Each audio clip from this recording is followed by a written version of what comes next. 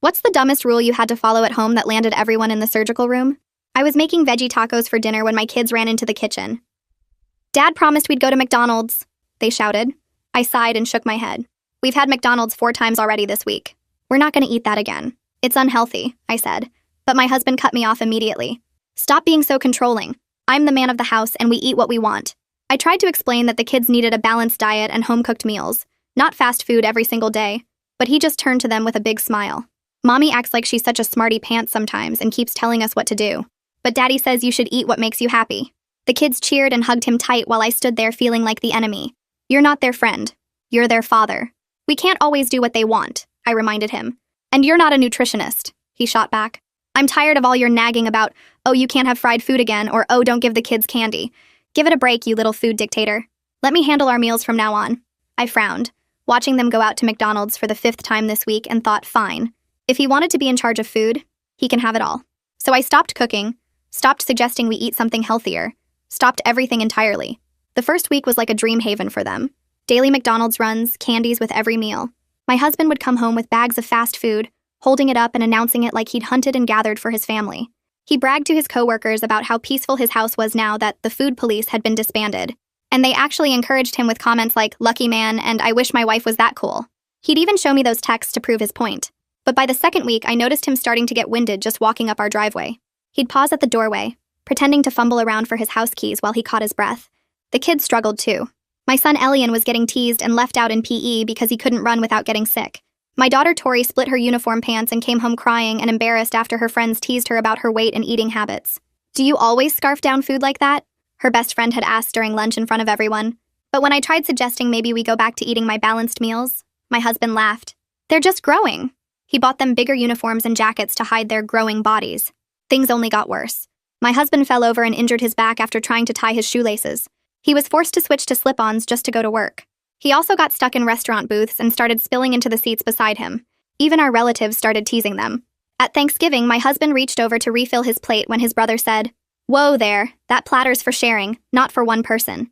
Everyone burst out laughing, sharing twisted jokes about their weight. And while the kids looked embarrassed, my husband's response was the same to every humiliation. The world's not built for real-sized people. But it wasn't until the trampoline incident when they started to realize just how bad it's actually gotten. Tori's friend had a birthday party with a trampoline.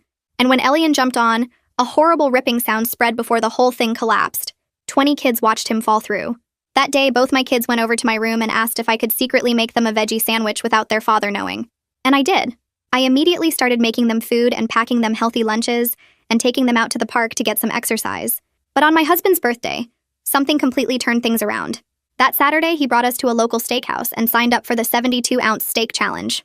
I gotta show everyone what a real man can do, he said. The kids looked uncomfortable. I watched him at the table halfway through the massive steak.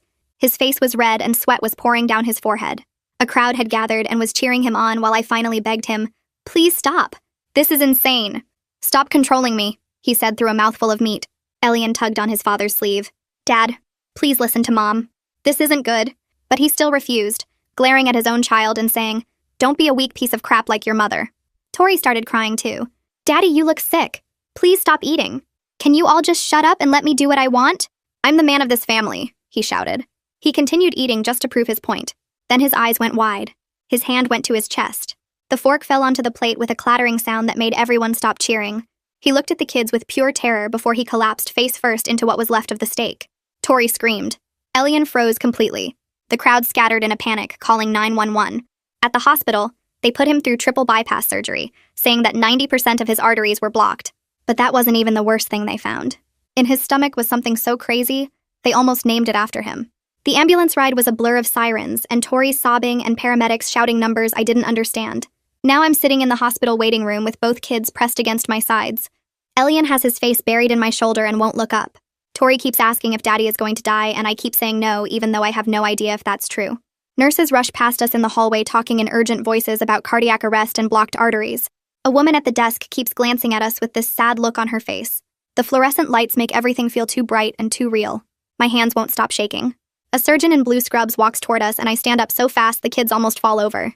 He introduces himself, but I don't catch his name because my ears are ringing. He's holding a clipboard and his face is serious. He tells me my husband needs emergency triple bypass surgery right now. 90% of his arteries are blocked. He could die without immediate intervention. The surgeon hands me consent forms and a pen. I try to read the papers, but the words swim together. My hands shake so badly I can barely hold the pen. The kids watch me with these terrified faces. I sign everything. Line after line after line. The surgeon takes the forms back and tells me the surgery will take several hours. He walks away quickly. I pull the kids back down onto the plastic chairs. Tori asks what triple bypass means. I explain that the doctors need to fix Daddy's heart because it's very sick. Elian finally looks up at me and his eyes are red and swollen. I tell them both that Daddy is going to be okay. I say it with as much confidence as I can manage. But sitting there in that cold waiting room with my kids clinging to me, I'm not sure I believe it myself. Hours pass in that waiting room. The kids fall asleep against me. My legs go numb, but I don't move because I don't want to wake them. Finally, a woman in surgical scrubs approaches. She's older with gray hair pulled back tight. She introduces herself as Dr. Kara Watkins, the lead cardiac surgeon. She sits down across from us and I gently wake the kids. Dr. Watkins speaks clearly and directly. She tells us the bypass surgery was successful. They rerouted blood flow around the blocked arteries. But she looks right at me when she says the damage to his heart is significant. He'll need major lifestyle changes, long recovery period, cardiac rehabilitation. Then she pauses and says they found something unusual during the surgery. Something in his stomach. They had to remove it as part of the procedure. She explains it was a bezoar, a compacted mass of undigested material. This one was almost entirely red meat, the size of a softball. It had been sitting in his stomach for months, maybe longer. The surgical team was so surprised by the size and composition they're considering writing it up for a medical journal. I feel sick listening to this. Dr. Watkins looks directly at me again and says, family support will determine whether he survives the next 5 years. The way she says it makes it clear she's putting this on me, making sure I understand the responsibility. She stands up and tells us we can see him in a few hours once he's stable in the ICU. Then she walks away. The kids look at me with questions all over their faces, but I don't have answers yet. While we wait for the ICU to open for visitors, I sit there thinking back over the past few months, trying to figure out how we ended up here. It started with those veggie tacos. I was just trying to feed my family something healthy after 4 straight days of McDonald's. But my husband turned it into this huge power struggle, told me I was controlling, said he was the man of the house and he'd decide what we ate. The kids cheered him on like he was some kind of hero standing up to the villain. And I just stood there in my kitchen feeling like the enemy in my own home. He dismissed every concern I raised about nutrition, called me a food dictator, told his coworkers I was the food police and they all encouraged him, sent him texts saying he was lucky and they wished their wives were cool like that. So I stopped fighting, stopped cooking, stopped suggesting healthier options, just completely withdrew and let him take over all the meals. And he fed them McDonald's every single day, sometimes twice a day. Bags of fast food for breakfast, lunch, and dinner. Candy with every meal. He'd come home holding up those greasy bags like he'd accomplished something great. The kids loved it at first, thought it was the best thing ever. And I watched it happen. Watched them all gain weight. Watched my husband struggle to walk up our driveway. Watched Elian get teased at the school and Tori split her uniform pants. I tried to say something, but he shut me down every time. Bought bigger clothes to hide the problem. Made excuses. Blamed everything except his own choices. And now here we are, in a hospital, with him fighting for his life after collapsing face first into a giant steak, all because he had to prove he was the man of the house. I look over at Elian and Tori sitting in the ICU waiting area. They've stopped crying, but now they're just silent, staring at nothing, switching between anger and guilt and fear. I can see it all playing across their faces. Tori suddenly whispers that this is her fault. She says she kept asking for McDonald's, kept begging Daddy to take them. If she hadn't wanted it so much, maybe this wouldn't have happened. Elian nods and says he should have listened when I warned them about eating healthy. He says he made fun of the veggie sandwiches I tried to pack, called them gross, chose the chicken nuggets instead. I pull them both close against me. Tell them this is not their fault. Not even a little bit. Grown-ups make the decisions. Daddy made bad choices about food. Really bad choices. But we're all going to help him get better now. We're going to be a team. Tori asks if Daddy is going to die. I tell her the doctors fixed his heart, and now we need to help him stay healthy. Elian asks if we have to eat McDonald's anymore. I shake my head and say no, we're done with that. We're going to eat real food at home. Food that makes our bodies strong. Tori starts crying again, but this time it's different. Like she's relieved. Like she's been waiting for permission to stop. I hold them both and we sit there together in that awful waiting room with its flickering lights and smell of disinfectant, waiting to see if their father is going to survive. My phone starts buzzing in my pocket. I pull it out and see a flood of text messages. Relatives asking what happened. Friends wanting details. My husband's brother sends a message that makes my blood boil. It says, guess those steak challenges finally caught up with him, LOL. 3 laughing emojis.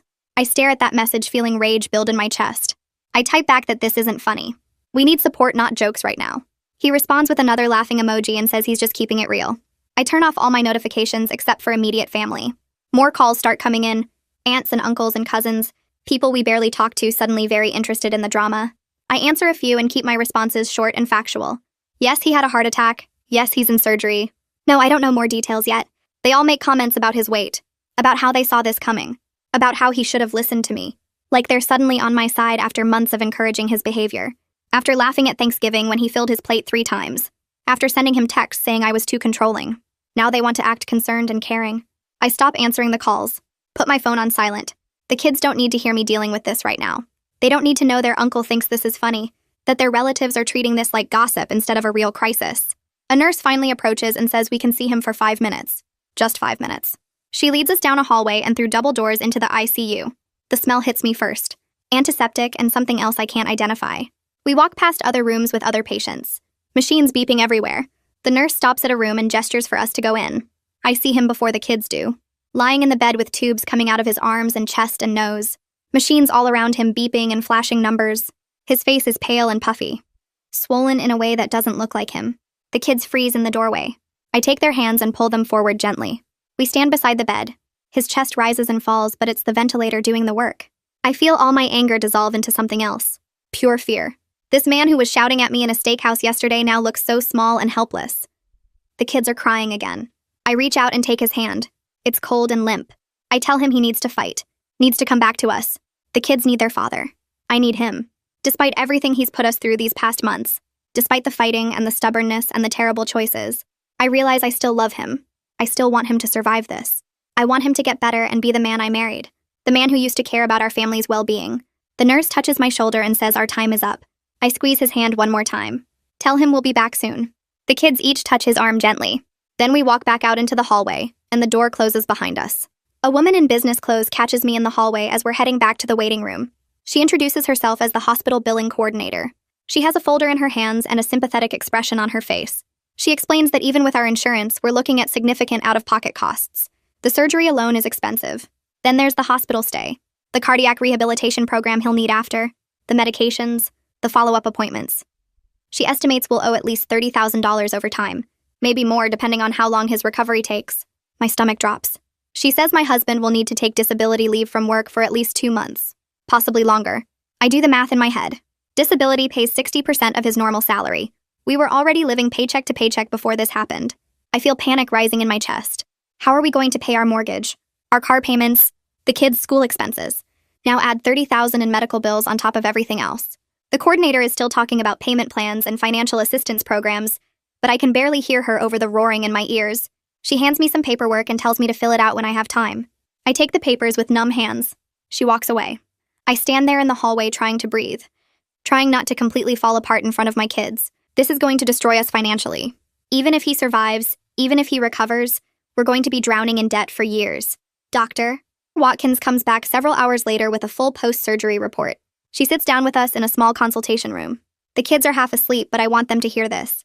She explains that the triple bypass went well overall. His heart is pumping adequately now. The blood flow has been restored. But then she starts talking about the Bezor again. She pulls out photos on her tablet. I don't want to look, but I can't help it. The mass they removed from his stomach is huge and dark and compacted. It looks almost solid, like a ball of clay. She explains it was almost entirely undigested red meat, compressed together over months of excessive meat consumption. The stomach acid couldn't break it down fast enough. It just kept accumulating, getting bigger and harder. The surgical team was shocked when they found it. She says they've seen Bezors before, but never one this large or this composition. Usually they're made of fiber or hair. This was pure meat. They're considering writing it up for a medical journal, possibly naming the condition after him if they publish. She swipes through more photos showing different angles.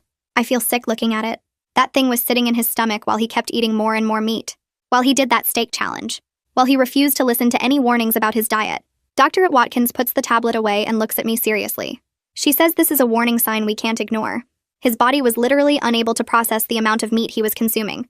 This has to change, or he won't survive another year. Dr. Watkins asks if she can talk to the kids privately for a few minutes. I'm hesitant, but she insists it's important they understand what happened. She brings Elian and Tori into a small consultation room. I follow and sit in the corner. She has a plastic model of a heart on the table. She picks it up and shows them how a healthy heart works. Blood flows through these vessels called arteries.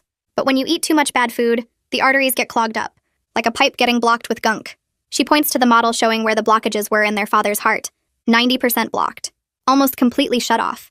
The heart couldn't get enough blood. That's why he collapsed.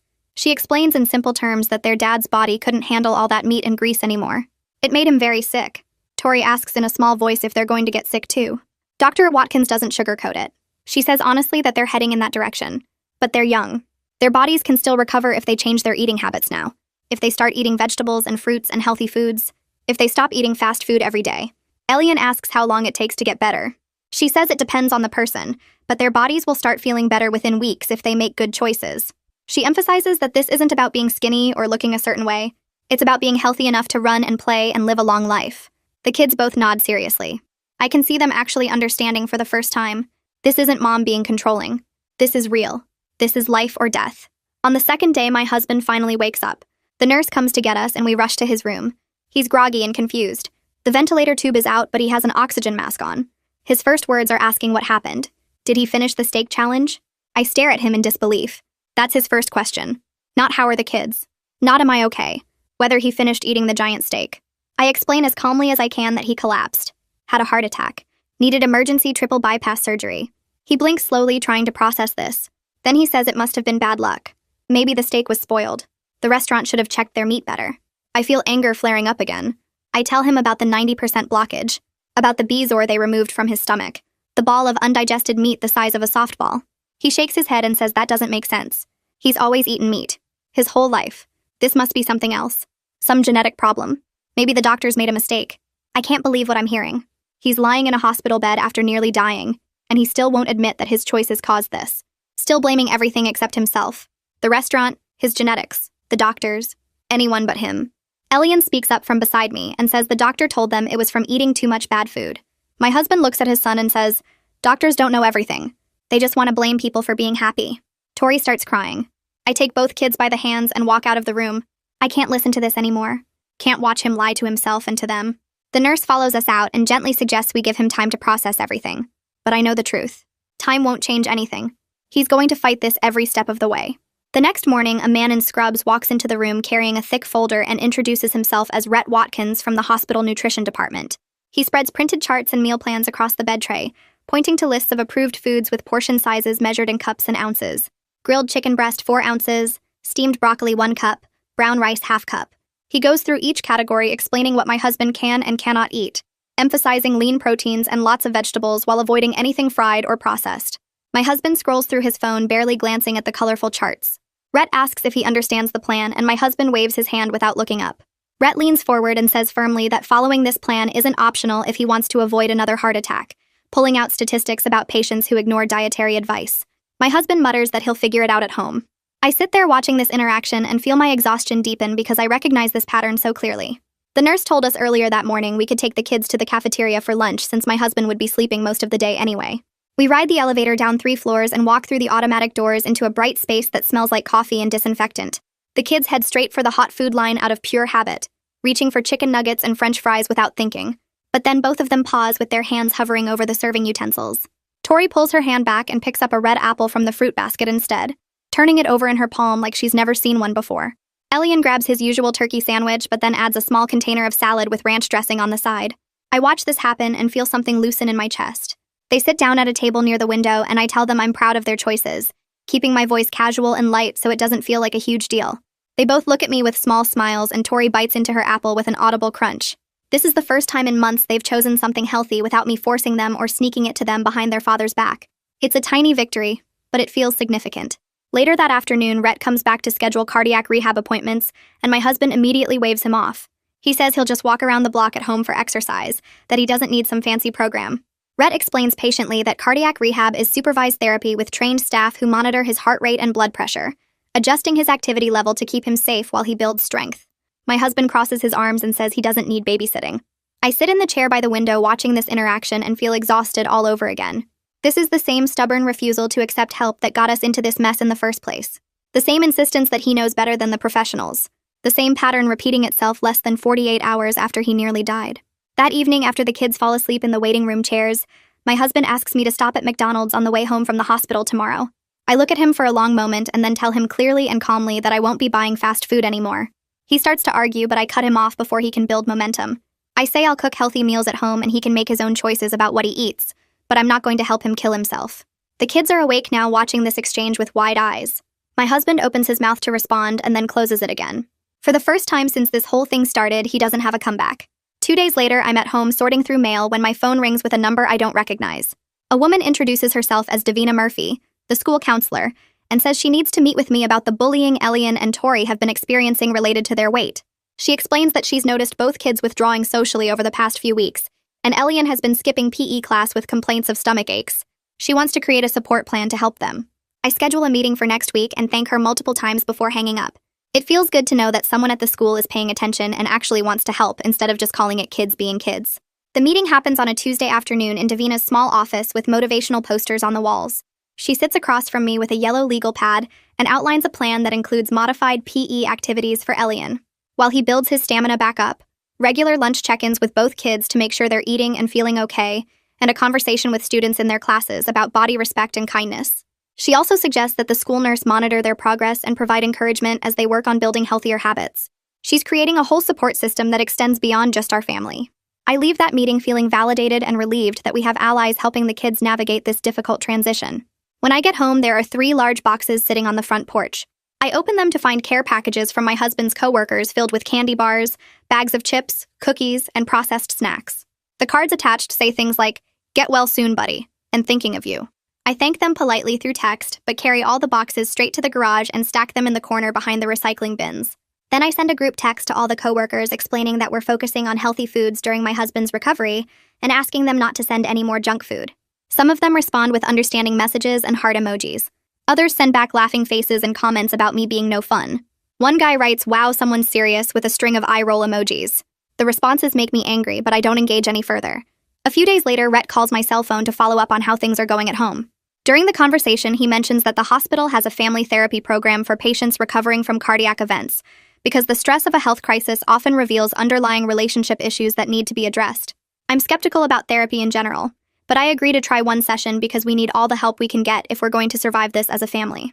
He emails me information about a therapist named Suresh Newman, who specializes in health crises and family dynamics. That same afternoon, I walk past the bedroom and hear my husband on the phone with one of his friends. His voice carries through the half-open door as he brags about almost dying doing the 72-ounce challenge like a boss. He's laughing and making jokes about the whole thing, calling it just a little heart thing and saying the doctors overreacted.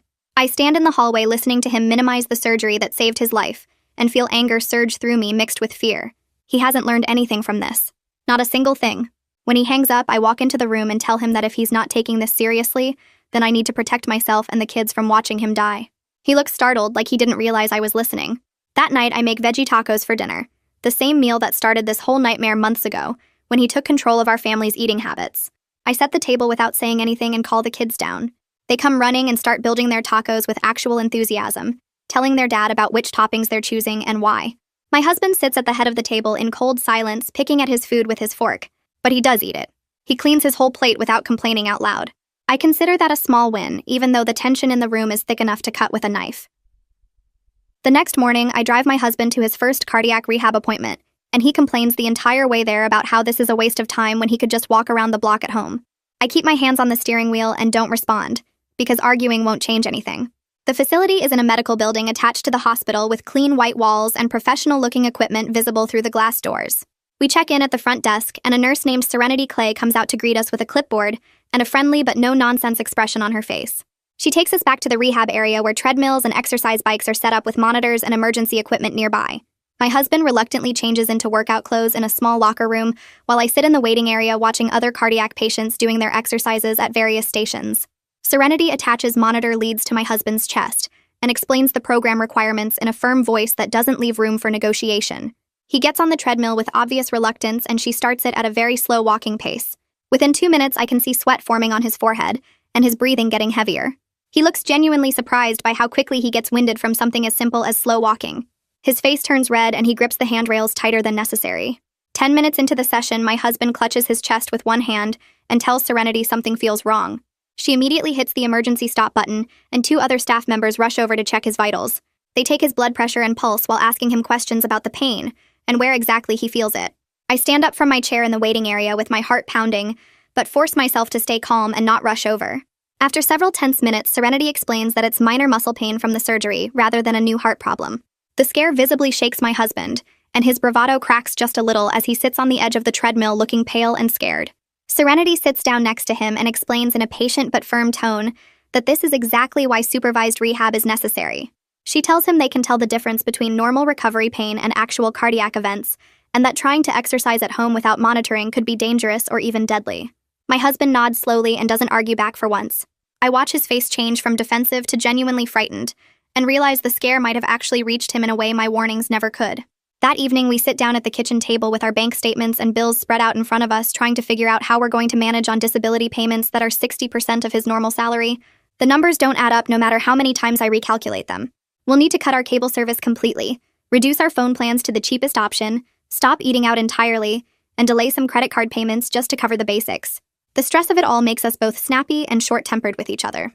I suggest he could sell his expensive gaming system and his whole collection of games to help with immediate bills. He gets defensive immediately and says that's his only hobby, and the one thing he has for himself. I point out calmly that keeping the house and feeding our kids matters more than video games right now. He sits there in angry silence for a long minute before finally agreeing it's necessary. We spend another hour going through every expense and cutting everything that isn't essential. By the end of the night, we've created a bare-bones budget that might just barely work if nothing else goes wrong. The next day, I take the kids grocery shopping and turn it into a teaching moment about reading nutrition labels and comparing products. We stand in the cereal aisle and I show them how to look at the sugar content per serving. Elian picks up his favorite cereal and reads the label with his finger following the numbers. His eyes go wide when he discovers it has more sugar than a candy bar. Tori grabs a box of frozen meals she usually likes for lunch and is shocked by how much sodium is packed into each serving. I explain what sodium does to your body and why too much is bad for your heart, without lecturing or making them feel guilty about past choices.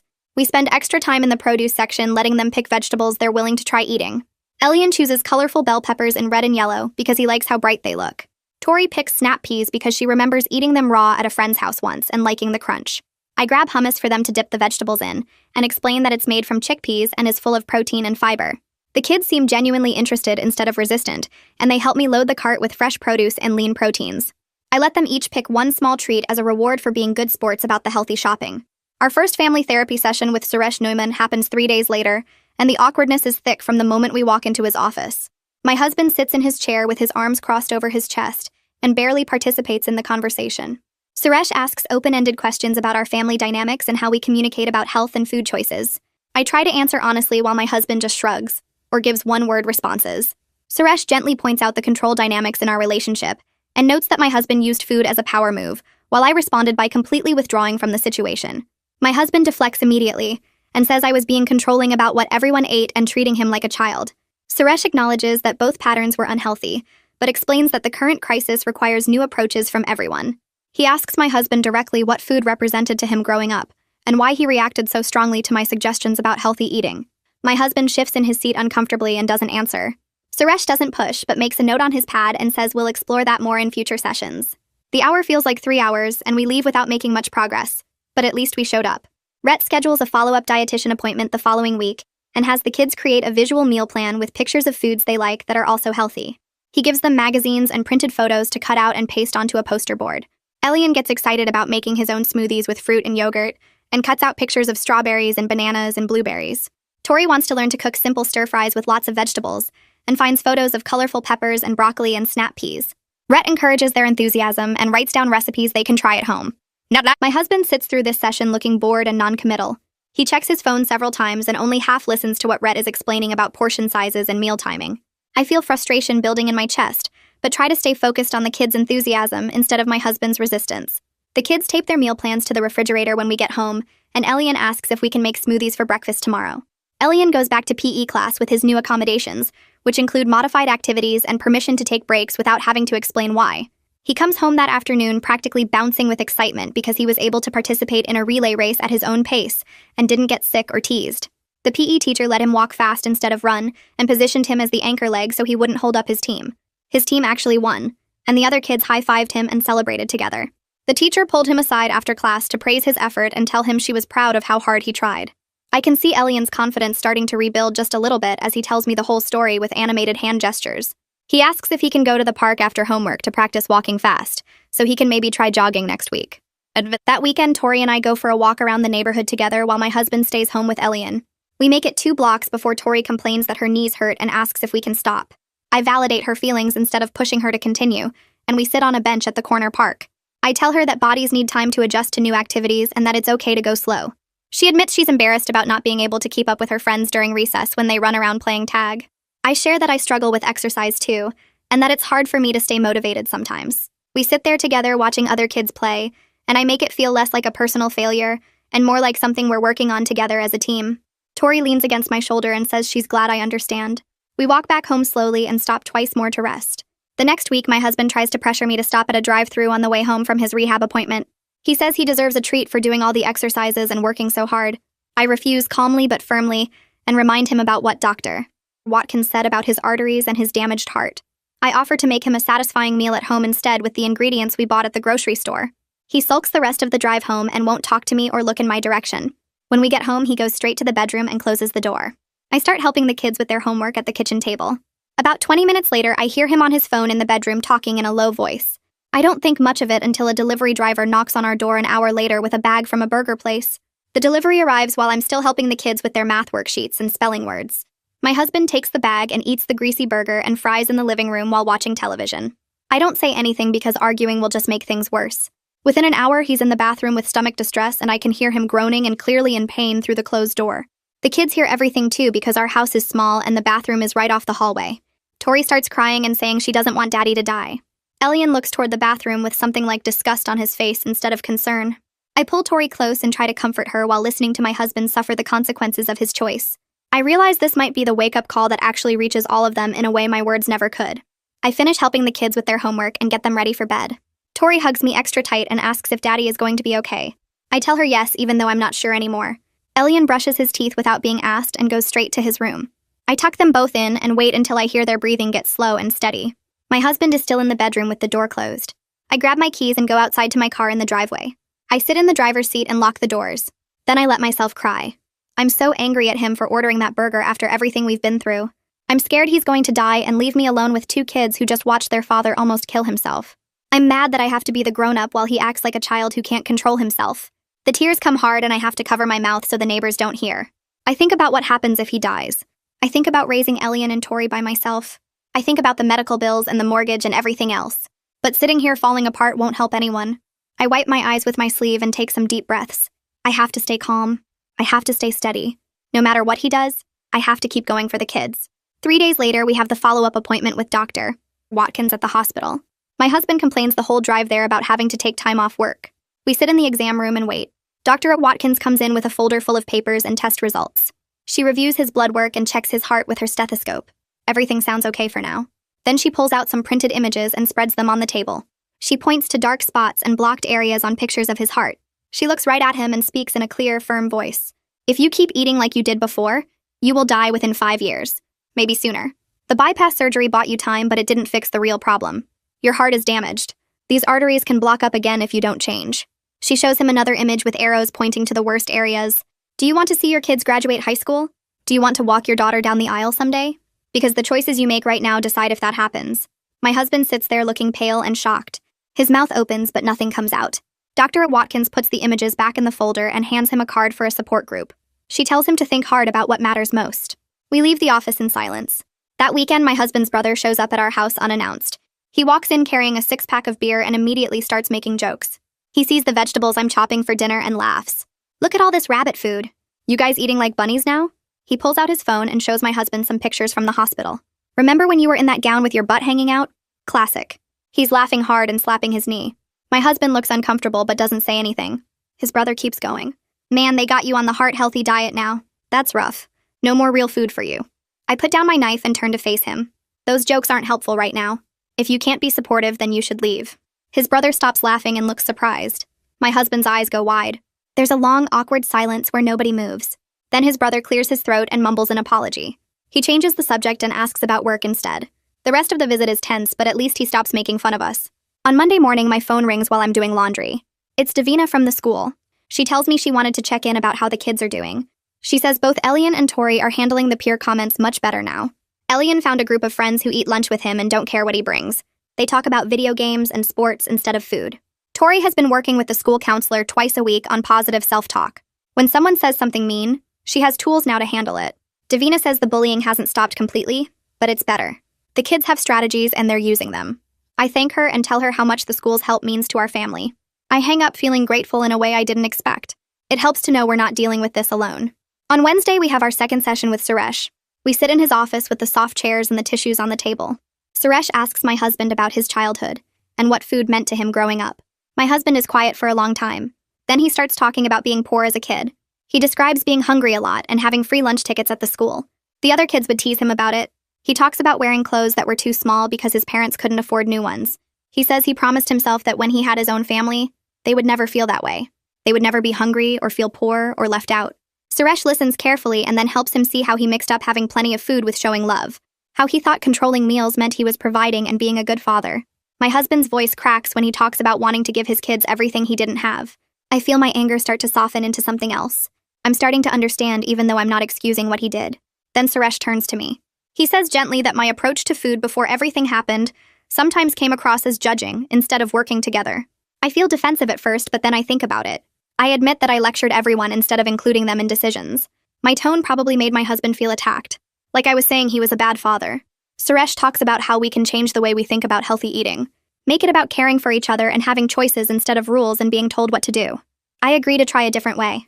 It's hard to admit I made mistakes too, but I know he's right. That evening we sit down as a family at the kitchen table. We have paper and markers and everyone gets to help make agreements about food. The kids are excited to have input. We write down things that are non-negotiable like no fast food during the week and vegetables with every dinner. But we also add flexibility like pizza on Friday nights and treats on weekends. Tori draws pictures of her favorite healthy foods. Elian makes a chart showing different meals we can rotate through the week. My husband sits there looking skeptical, but he agrees to try the plan for 1 month. If it works, we keep going. If it doesn't, we talk about it and adjust. Everyone signs the paper and we hang it on the fridge. A few days later, Tori comes into the kitchen holding a cardboard box. She looks confused and hurt. She asks me if Daddy is lying about trying to be healthy. I look in the box and see candy bars and bags of chips. She tells me she found it in the garage tucked behind the tools. My first reaction is pure anger. I want to march into the living room and yell at him. But I take a breath and think about what Suresh said. I decide we need to handle this as a family. The kids deserve honesty about what's happening. I tell Tori to keep the box and we'll talk about it together at dinner. That evening, I call a family meeting. We all sit at the table and Tori puts the box in the middle. My husband's face turns red when he sees it. He looks embarrassed and angry at the same time. Elian stares at his father and speaks in a quiet voice. He says he's scared. He doesn't want his dad to die. He needs him to try harder.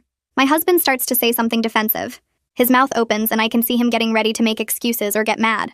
But then he stops himself. He closes his mouth and just sits there. The silence stretches out for what feels like forever. Then he apologizes. His voice is shaky and the words come out slow. He admits he's struggling with cravings.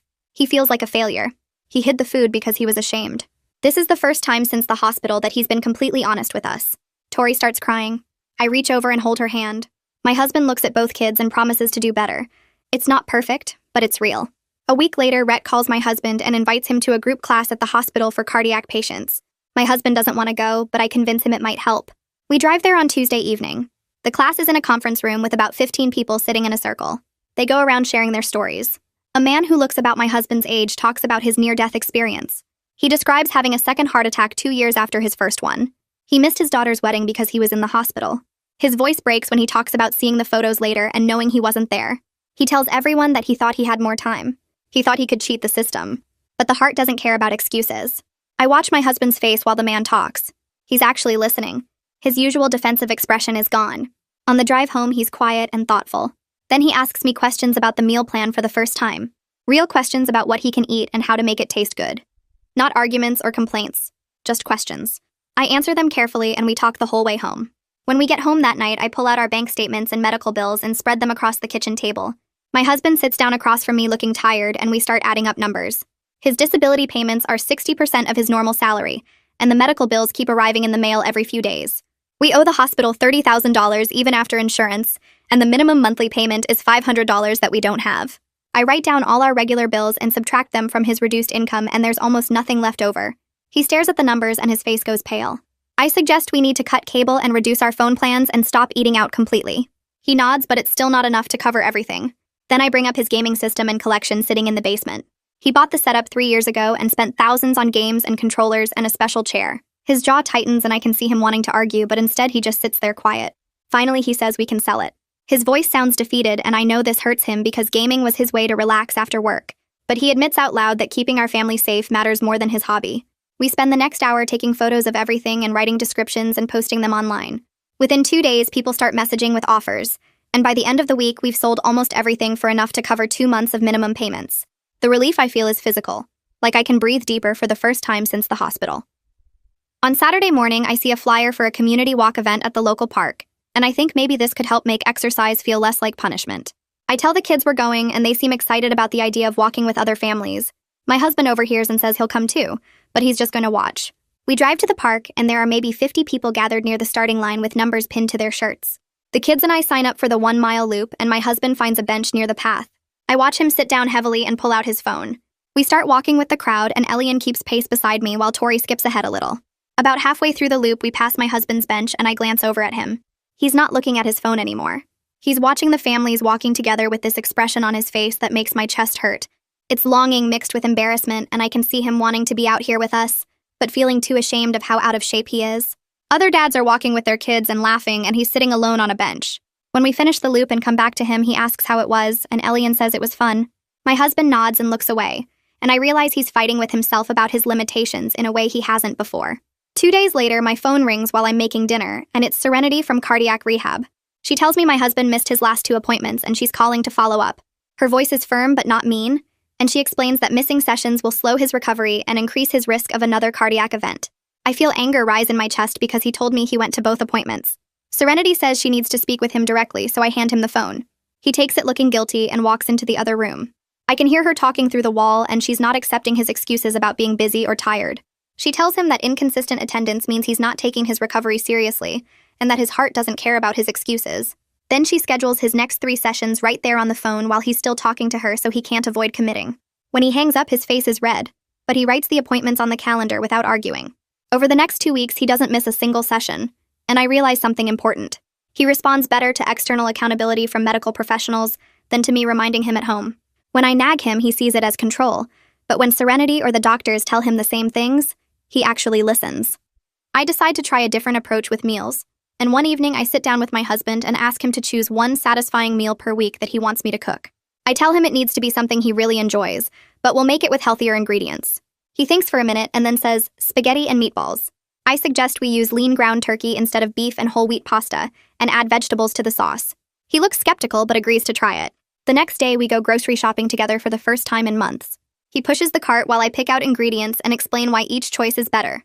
We get the ground turkey, and he holds the package reading the label. In the produce section, I let him pick which vegetables to add, and he chooses mushrooms and bell peppers. Back home, we start cooking, and he stands at the counter chopping the vegetables slowly. It's awkward because he's never really cooked before, and he cuts the peppers into uneven pieces. But he's trying, and I can see him taking ownership of the process, instead of just complaining about what I serve.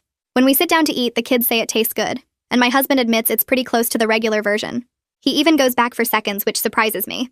The school has a fall festival the following weekend with game booths and food stands set up in the parking lot. I pack a small cooler with apple slices and string cheese and crackers for the kids. We walk around looking at everything, and Elian wants to play the ring toss while Tori heads for the face painting booth. After an hour, they both ask if they can get something from the food stands. I tell them they can each pick one treat and to choose carefully. Elian walks up and down looking at all the options before picking a small cotton candy. Tori gets a caramel apple that's bigger than her hand. They sit on a bench eating slowly and looking happy. I notice they're not scarfing the food down or hiding it or acting guilty. They're just enjoying their treats like normal kids. A mom I recognize from Tori's class comes over and comments on how good the caramel apple looks. Another parent says something about the kids making healthy choices most of the time. I just smile and nod without making it into a teaching moment or bragging about our progress. I want this to feel normal for them, not like some big accomplishment that puts pressure on them. Late that night, after everyone's asleep, I sit at my computer and open a private browser window. I type in separation and divorce and start reading articles about custody arrangements. I'm not planning to leave right now, but I need to know my options if my husband keeps sabotaging his health. The articles talk about joint custody and child support and dividing assets. I read about how courts decide custody based on the best interest of the children. Then I look up the financial side and see that I'd need money for a lawyer and deposits on a new place. I open our bank account and look at the balance and know I can't afford to leave right now even if I wanted to. So I start making a plan. I print out copies of our important documents like marriage certificate and the kids' birth certificates and our tax returns. I hide them in a folder in my car. Then I open a separate savings account at a different bank and transfer $50 from our joint account. It's not much, but it's a start. I tell myself this isn't a decision yet. It's just preparation. Having a plan makes me feel less trapped and more in control of my future. If my husband continues refusing to take care of himself, then I need to be ready to protect myself and the kids. 3 days later, I'm at my computer again when my husband comes home early from work. He walks into the office and I quickly close the browser, but I'm not fast enough. He sees the divorce lawyer website on the screen before it disappears. His face goes white and then red, and he asks what I'm looking at. I take a breath and decide to be honest. I tell him I've been researching separation options. He starts to get defensive and then stops himself. Instead, he asks quietly if I'm leaving him. His voice is shaking and all the usual bravado is gone. I tell him honestly that I don't know. I can't watch him slowly kill himself and traumatize our kids in the process.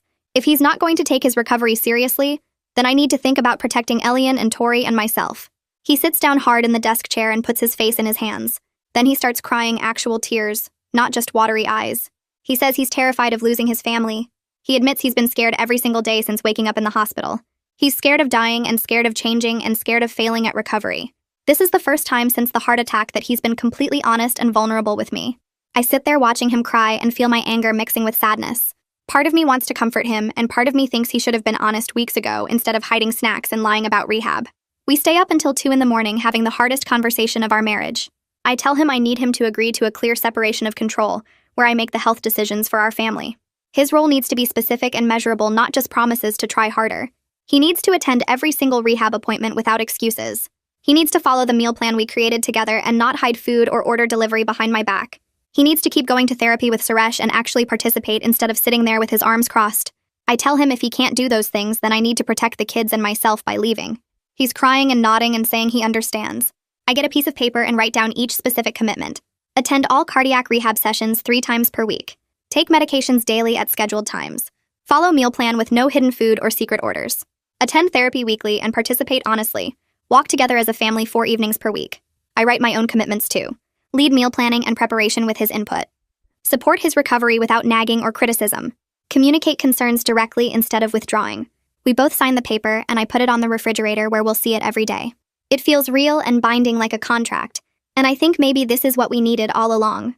Over the next 2 weeks, we work on building a routine that actually feels doable. My husband sets alarms on his phone for his medications and takes them at the same time every morning and evening. He goes to cardiac rehab on Monday, Wednesday, and Friday without missing once. After dinner, we put on our shoes and walk around the neighborhood together as a family. Some nights, he only makes it 2 blocks before getting tired, but he does it. There are slip-ups where he eats too much at dinner or says he's too tired for the walk. But instead of fighting about it, I just write it in a notebook we keep on the counter. The next day, we look at what happened and figure out how to adjust. Maybe he needs a bigger lunch so he's not as hungry at dinner. Maybe we need to walk earlier before he gets too tired. The kids watch us working together instead of screaming at each other, and I can see them relaxing. Tori stops looking scared every time we sit down to eat. Elian starts talking more at dinner instead of staying quiet and tense. At the follow-up lab appointment the next week, we sit in Dr. Watkins' office waiting for results. She comes in with papers in her hand and actually smiles, which is something I haven't seen from her before. She tells my husband his cholesterol numbers have dropped significantly from where they were right after surgery. His bad cholesterol is down almost 40 points, and his good cholesterol is up. His blood pressure is in a healthier range too. She says if he maintains this trajectory, he's significantly reduced his risk of another cardiac event. My husband sits up straighter and asks how much he's reduced the risk. She explains it's hard to give exact numbers, but following his current plan could add years to his life. He looks genuinely proud of himself for the first time since this whole thing started. She schedules his next appointment for 3 months out instead of 1 month and says that's a good sign. On the drive home, he's quiet, but I can tell he's processing what she said. I realize the doctor's encouragement means more to him than anything I could say. He needs to hear from medical professionals that his efforts are working, not just from his wife, who he sees as nagging him. The next week, I schedule checkups for both kids with their pediatrician to see how the changes are affecting them. Elian goes first and steps on the scale looking nervous, but the doctor pulls up his chart and smiles. She tells him his weight hasn't dropped much yet, but that's actually good because kids shouldn't lose weight too fast. What matters more is that his energy is better, and he's eating vegetables and whole grains now instead of fast food every day. She measures his blood pressure, and it's come down from the borderline high reading 3 months ago. Elian asks if he's doing okay, and she tells him he's doing great. That slow and steady wins the race. Tori's appointment is similar, with the doctor praising her for making healthier choices and noting that her stamina has improved based on what the PE teacher reported. Both kids leave the office looking relieved instead of ashamed, and I realize how much pressure they've been carrying about their bodies. The pediatrician pulls me aside and says to keep focusing on health and energy rather than weight loss, especially with kids, because that's what builds sustainable habits. I thank her and feel validated that our approach is working, even if the changes aren't dramatic or fast. That evening, my husband asks to talk to me privately after the kids go to bed. We sit in the living room and he looks uncomfortable, fidgeting with his hands. He tells me he's been thinking about what he said at the steakhouse and he needs to apologize. He says calling me controlling was wrong and telling Elian not to be weak like me was cruel and unfair. He admits that I was trying to protect our family, and he turned it into a power struggle because of his own issues about feeling like he wasn't in charge. The apology is awkward, and he stumbles over his words, but I can tell he means it. I tell him I forgive him, but that rebuilding trust takes time and consistent action, not just words. He nods and says he understands, and we sit there in silence for a minute before he reaches over and squeezes my hand.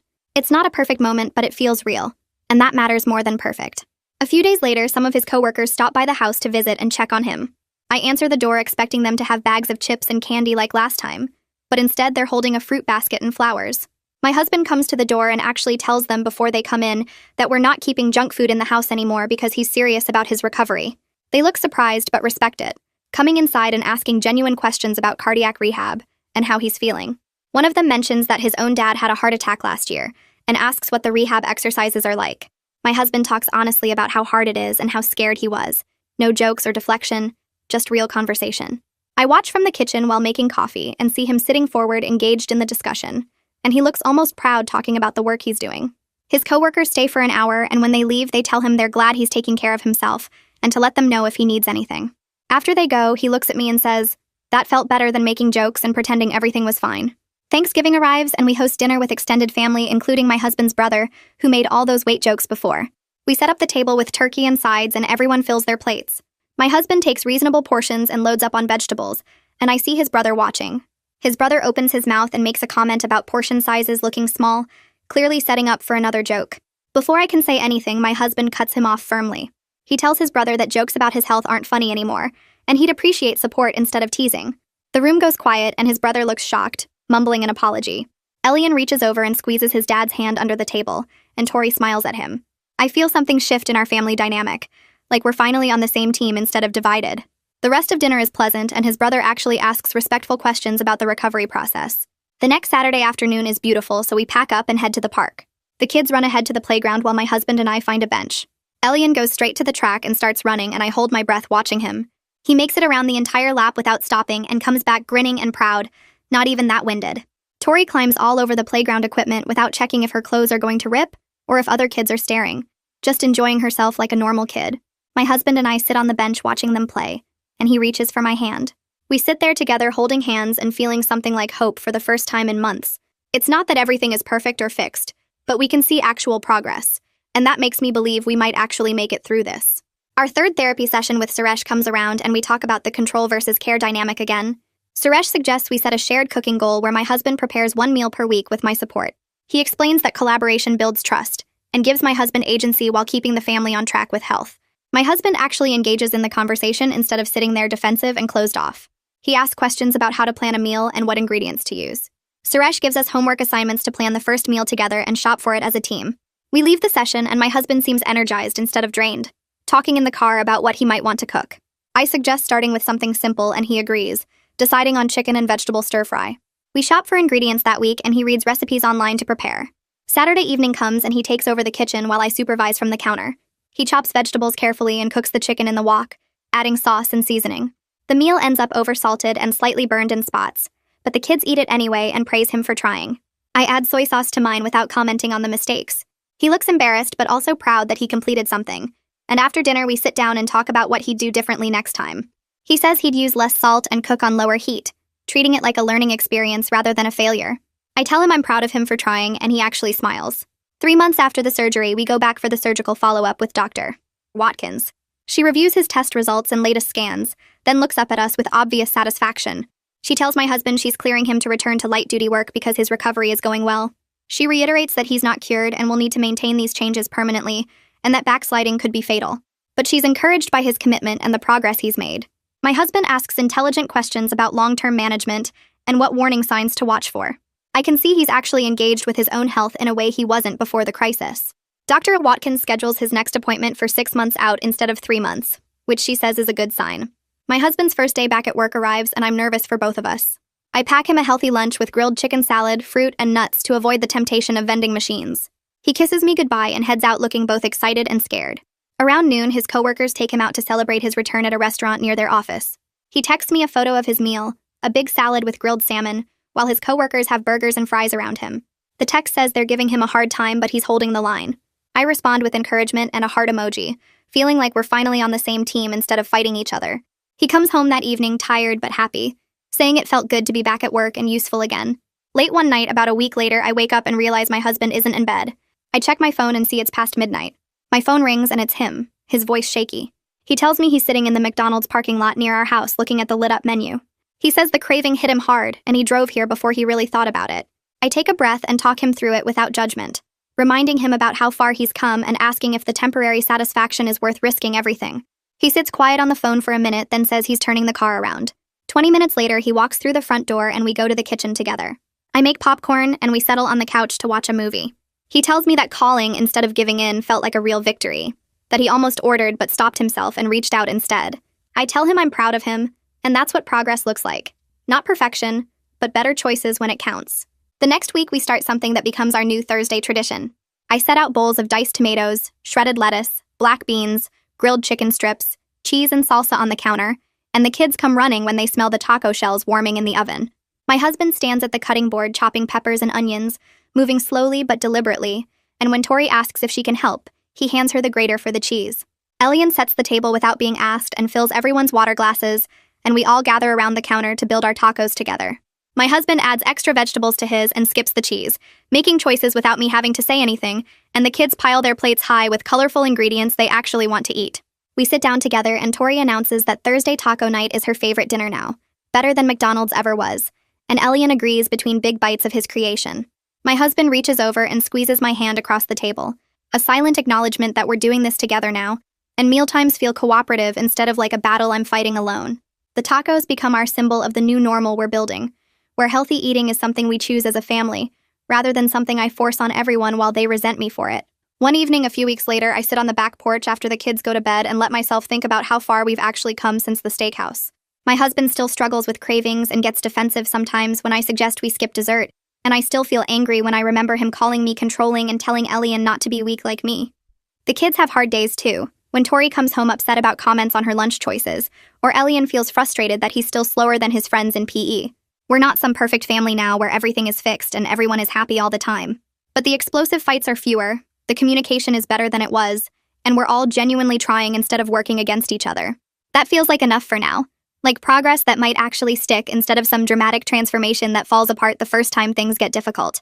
The next weekend, we set up systems to help us maintain what we've built instead of sliding backward. I buy a big pill organizer and fill it with my husband's medications for the whole week, labeling each day clearly so he can't forget or skip doses. We print out his cardiac rehab schedule and post it on the fridge with magnets, right next to the meal plan chart the kids helped design.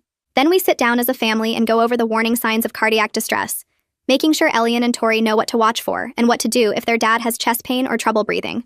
We practice the steps together, with the kids taking turns calling 911 on a disconnected phone and describing the emergency clearly. It's scary to talk about, and Tori gets teary imagining something happening to her dad again, but we push through the discomfort because being prepared feels better than being helpless. My husband adds the emergency numbers to everyone's phones and shows the kids where he keeps his medication list and insurance cards. The safety net we build together gives me confidence that these changes can last long-term, that we have structures in place to catch us if anyone starts to slip. 4 months after my husband collapsed face first into that massive steak, our family sits down to dinner together on a regular Tuesday night. I look around the table and feel something I haven't felt in a long time, a mix of genuine relief and cautious optimism about our future. My husband is consistently attending cardiac rehab 3 times a week and seeing his therapist every other week, taking real ownership of his recovery instead of fighting against it. His latest test results show his cholesterol dropping and his blood pressure in a healthy range. And Dr. Watkins said his heart function is improving steadily. He's actually engaged in family meal planning now, suggesting recipes and helping cook instead of undermining everything I try to do. The kids are healthier and more confident, eating balanced meals without shame or rebellion, and they've completely stopped asking for McDonald's or begging for fast food. Elian made it through a whole PE class yesterday without getting winded, and Tori wore her favorite jeans that fit comfortably again. We're eating at home together almost every night, with my boundaries finally respected, and my role as the person who keeps us healthy acknowledged instead of mocked. The road ahead still requires constant effort and vigilance, and I know we'll have setbacks and hard days ahead. But we've built sustainable routines and honest communication, and all 4 of us are in genuinely better places than we were before the crisis. Life isn't perfect and probably never will be, but we're facing the challenges together as a team instead of as enemies, and that feels like the kind of progress that can actually last.